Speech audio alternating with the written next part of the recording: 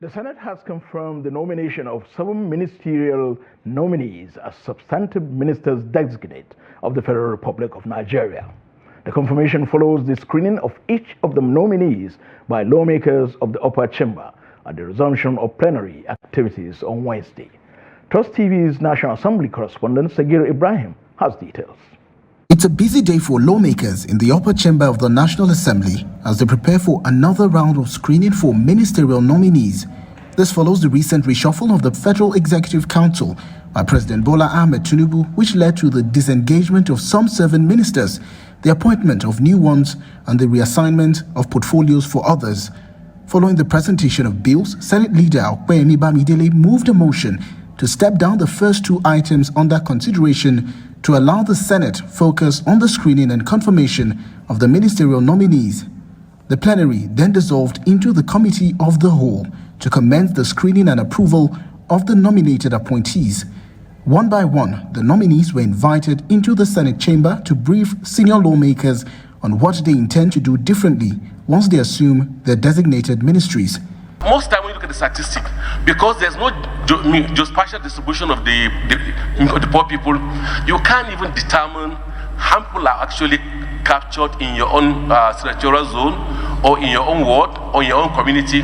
But by just doing this alone, we cannot distribute materials to the last mile in the country. Missions abroad actually reflect the true magnitude of Nigeria's standing in the Committee of Nations.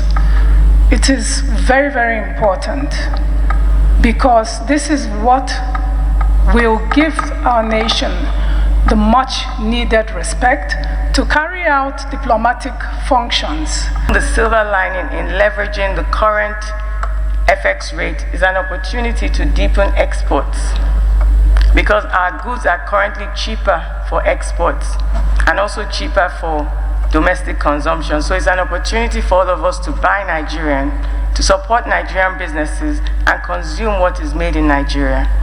That will create jobs and encourage these businesses and make sure they stay in business.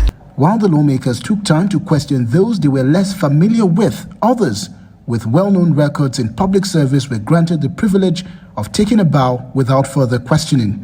In the end, the Committee of the Whole reverted to plenary, where the screened nominees were confirmed as ministers of the Federal Republic of Nigeria.